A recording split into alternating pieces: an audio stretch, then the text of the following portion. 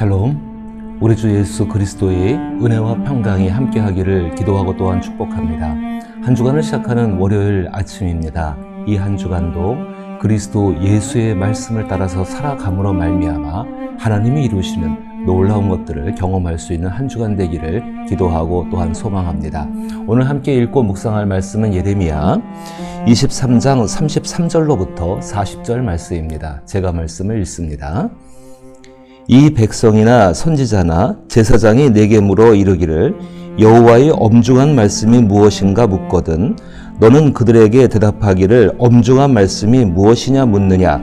여호와의 말씀에 내가 너희를 버리리라 하셨고 또 여호와의 엄중한 말씀이라 하는 선지자에게나 제사장에게나 백성에게는 내가 그 사람과 그 집안을 벌하리라 하셨다 하고 너희는 서로 이웃과 형제에게 묻기를 여호와께서 무엇이라 응답하셨으며 여호와께서 무엇이라 말씀하셨느냐 하고 다시는 여호와의 엄중한 말씀이라 말하지 말라.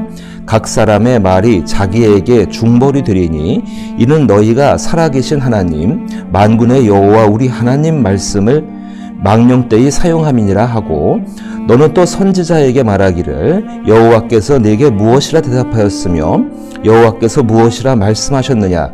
너희는 여호와의 엄중한 말씀이라 말하도다.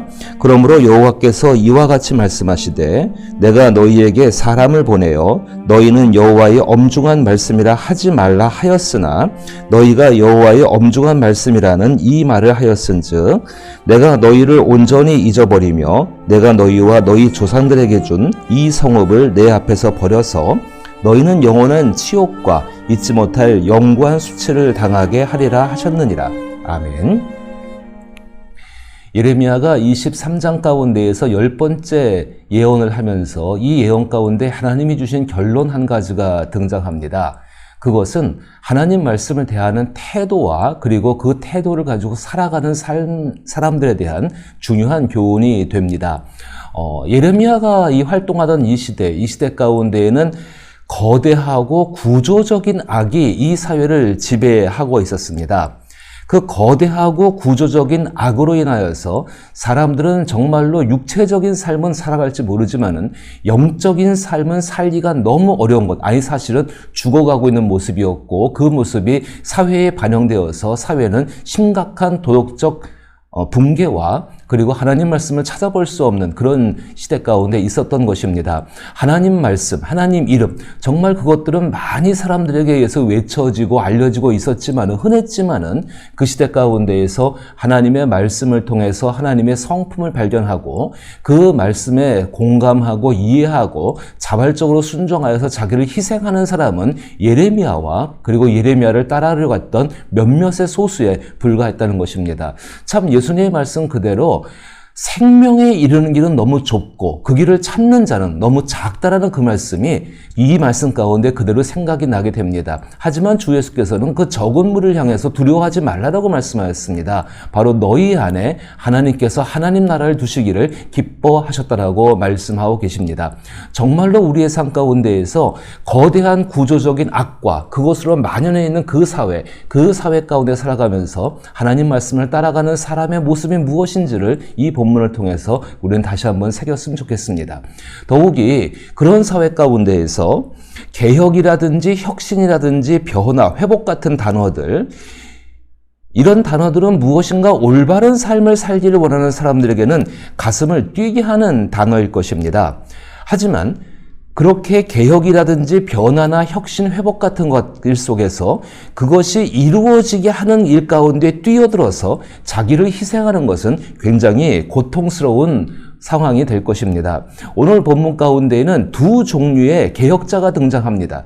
거기 나오는 예레미야와 예레미야를 따라가려는 몇몇 사람들이 있었고 그리고 또한 동시에 거기 나오는 선지자, 예언자, 백성들이 있었습니다. 이 백성들이 정말로 타락하고 악해가지고 하나님 말씀을 완전히 무시하고 그렇게 사는 사람들인 것인 동시에 또 한 가지는 이들 마음속에서는 개혁을 부르짖고 있었습니다. 언제든지 혁신을 부르짖고 있었고 변화를 부르짖고 있었고 그리고 하나님의 능력으로 회복되기를 원하고 있었던 것이 또한 이들의 모습이었습니다. 하지만 이들이 원하는 회복은 예레미야가 원하는 회복, 즉 하나님이 원하시는 회복과는 전혀 길이 달랐던 것입니다. 예레미야와 함께 있는 그 사람들은 그 주어진 상황 속에서 하나님의 뜻이 무엇인지를 찾고 그 뜻을 쫓아가려고 애썼던 사람들이 바로 한 종류의 사람일 것입니다. 또 한 종류는 일어난 일에 대해서 과거의 것을 가지고 현재의 상황을 극복해 내려는 사람들이 또한 한 부류의 모습일 것입니다. 가장 큰 차이가 있다고 한다면은 하나님의 뜻을 찾아서 쫓아가는 사람들과는 정말로 다르게 현재의 상황을 과거의 것을 비춰가지고 더 개선하려는 바로 그 사람들의 특징이 모든 것을 다 아는 것처럼 행동한다는 것입니다.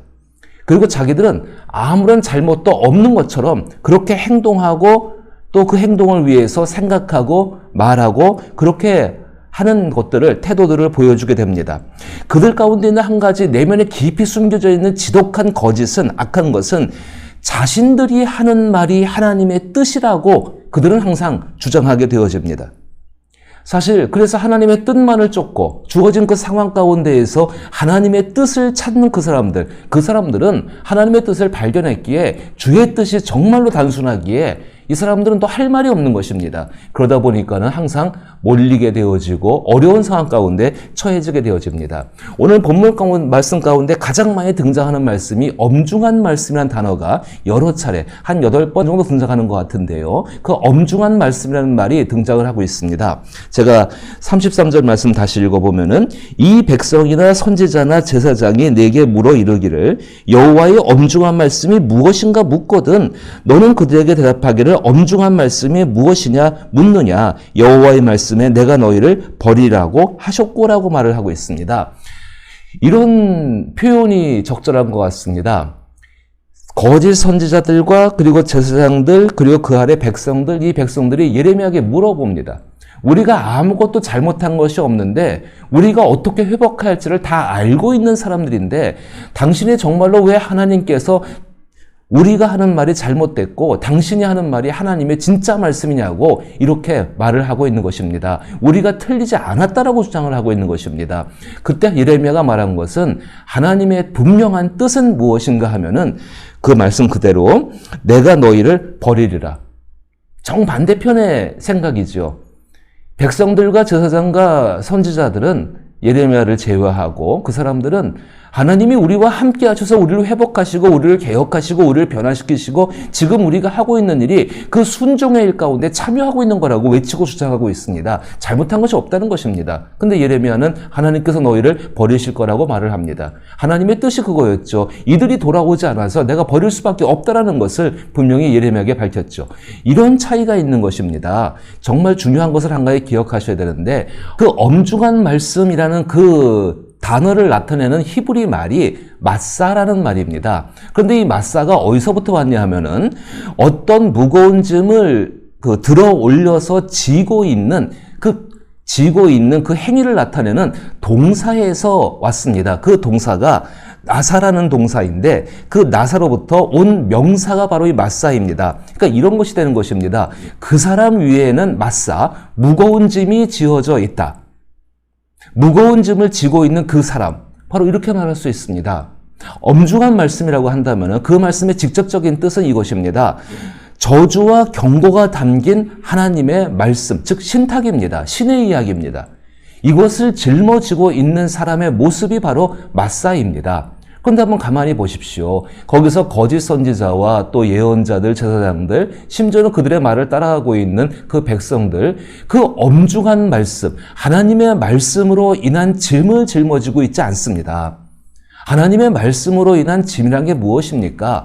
그 말씀이 이루어지기 때문에 그 말씀에 대해서 자기 자신이 반응하고 그 이루어지는 때를 기다리고 있는 사람들입니다. 그런데 예레미야는 지금 어느 때를 기다리고 있습니까? 하나님께서 이스라엘을 멸망시키시는 것, 예루살렘 성을 완전히 불태워버리시는 것, 그래서 그들의 흔적조차 없게 하시는 바로 그 때를 기다리고 있는 것입니다. 그런데 예레미야 마음 가운데서는 그것이 끝이 아닌 것을 예레미야는 잘 알고 있습니다. 이미 앞에서도 70년의 포로 시간이라든지 회복의 이야기를 하나님이 여러 차례 하신 것처럼 예레미야 마음 가운데는 그래, 하나님께서 우리를 멸망시키실지 모르지만은, 하나님께서 우리를 불타게 할지 모르시지만은 그것이 끝이 아니다. 그 하나님은 살아계시고 그 하나님으로 말미암아서 우리 가운데에는 새로운 출발이 약속되어져 있다는 것을 믿고 있는 사람입니다. 그러니까 예레미야가 굉장히 무거운 것이죠. 현실적으로는 앞에 다가오는 것이 멸망이 되는 일입니다. 예루살렘 성이 무너지고 불타고 적군에게 점령을 당하게 되어지고 수치를 당하는 그 일입니다. 굉장히 고통스럽습니다. 하지만 예레미야는 하나님 말씀을 지고 있는 마사로서 그 너머에 있는 하나님이 새롭게 하실 그 일들도 바라보고 있다는 것입니다. 34절 말씀 보게 되니까는 또 여호와의 엄중한 말씀이라 하는 선지자에게나 제사장에게나 백성에게는 내가 그 사람과 그 집안을 벌하리라 하셨다 하고, 너희는 서로 이웃과 형제에게 묻기를 여호와께서 무엇이라 응답하시며 여호와께서 무엇이라 말씀하셨냐 하고, 다시는 여호와의 엄중한 말씀이라 말하지 말라. 각 사람의 말이 자기에게 중벌이 되리니 이는 너희가 살아계신 하나님 만군의 여호와 우리 하나님의 말씀을 망령되이 사용함이니라 하고, 과거에 있는 하나님이 복 주신다는 말씀, 과거에 하나님이 함께 하신다는 말씀, 그 말씀은 그 시대 그 상황 가운데에, 그리고 하나님의 속성 가운데, 하나님 인격 가운데 분명히 사실입니다. 진리입니다. 그런데 그 말씀을 적용하고 이루시는 분은 하나님이시죠. 주어진 상황 가운데에서 정말로 깨달아야 되는 것은 하나님의 뜻이 무엇인가, 그것이 바로 하나님을 인격적으로 대우하는 인격적인 하나님, 바로 그분을 함께 교제하며 살아가는 삶의 모습 아니겠습니까? 그런데 이 사람들은 자기의 뜻을 이루기 위해서 과거의 하나님이 이렇게 하신 말씀, 그 말씀을 끄집어 와서는 그대로 자기의 삶에 적용하고 있는 것입니다.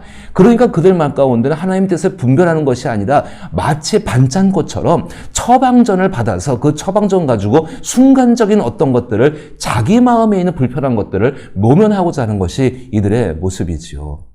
그래서 하나님께서 중벌을 내리신다라고, 그 말이 그대로 헛된 말을 붙들고 있기 때문에, 그 말 때문에, 너희들이 붙든 것 때문에, 너희가 스스로 망하는 것을 붙들었기 때문에 망할 거라 이야기합니다. 그렇습니다. 거짓 선지자와 예언자와 제사장들, 또 백성들이 하나님이 우리를 사랑하여서 우리를 보호하신다고 끝까지 믿는다고 해보십시다. 그런데 하나님의 뜻은 이들을 멸망시키는 것입니다. 부수시는 것입니다. 무너뜨리는 것입니다. 그래야만 하나님이 새롭게 세우실 수가 있습니다. 자, 냉정하게 생각해서 우리 마음 가운데에 하나님께서 우리 가운데 주신 어떤 중하고 무거운 것들이 하나님이 다음 일을 이루시기 위한 마디 완성이라고 믿지 않는다면 그 말씀은 받아들일 수가 없습니다. 하지만 우리의 마음 가운데에서 분명히 그거 다음에 하나님이 하실 일이 있는 것을 믿고 그 일을 통해서 하나님이 기뻐하시고 우리가 그 안에서 즐거워하는 것들을 하나님이 만드신다는 것을 신뢰하고 있다면, 그 하나님이 일하시는 방식을 우리가 이해하고 받아들이고 있다면 그 멸망조차도, 그 고통조차도, 그 고난조차도 더 큰 은혜와 복을 주시기 위한 통로임을 기억하고 거기로부터 새로운 출발을 할 수가 있다는 것입니다. 하나님께서 37절에 너는 또 선지자들에게 말하기를 여호와께서 내게 무엇이라 대답하였으며 여호와께서 무엇이라 말씀하셨느냐, 너희는 여호와의 엄중한 말씀이라 말하도다. 그러므로 여호와께서 이와 같이 말씀하시되 내가 너희에게 사람을 보내어 너희는 여호와의 엄중한 말씀이라 하지 말라 하였으나 너희가 여호와의 엄중한 말씀이라는 이 말을 하였은즉 내가 너희를 온전히 잊어버리며 내가 너희와 너희 조상들에게 준 이 성읍을 내 앞에서 내버려 너희는 영원한 치욕과 잊지 못할 영구한 수치를 당하게 하리라 하셨느니라. 우리 교회의 모습이 이것은 하나님 말씀이다 라고 이야기합니다. 근데 조금 더 정확한 것은 이 상황 가운데에서 하나님의 뜻이 무엇인지를 찾으십시다가 더 정확하겠죠. 그리스도 예수 안에서 찾는 것입니다. 좋은 것을 찾기 위해서, 개선하기 위해서 찾는 것이 아니라 근본적인 변화들과 하나님의 은혜 가운데 새로워지는 것을 바라는 것입니다. 이것이 우리 가운데 필요합니다. 우리는 우리의 이익과 목적에 맞춰서 하나님 말씀을 취사 선택할 수 있는 권리가 없습니다. 그 상황 가운데에서 하나님의 뜻이 무엇인지를 묻고 그 뜻을 기다리며 그 뜻 뒤에는 분명히 더 선하신 하나님의 복된 것이 있음을 신뢰해야 합니다. 사랑하는 우리 성도 여러분, 정말로 주께서 어떤 것을 우리에게 주실 때는 한 가지의 마디를 넘어가서 완성을 통하여서 새로운 출발을 준비하고 계시는 것입니다. 예수 그리스도께서 바로 그 신뢰 가운데 살아가셨습니다. 십자가가 끝이 아니었습니다. 그 이후에 부활이 계셨고, 그것이 십자가 위에서 경험하신 것이 아니라 이 땅에 계시는 동안 십자가에 달리시기 전에 여러 차례 하나님의 놀라운 것 가운데 당신이 살아나실 것을 말씀하시지 않았습니까? 우리의 신앙에 우리의 체계가 그리고 우리의 신념이 새로워질 수 있기를 분명히 하나님이 이 일 뒤에 하나님의 복된 것을 예비하셨다. 그래서 그것을 가지고 그 상황 가운데에서 하나님의 뜻을 구할 수 있는 저와 여러분 될 수 있기를 나서는 예수 이름으로 축복합니다.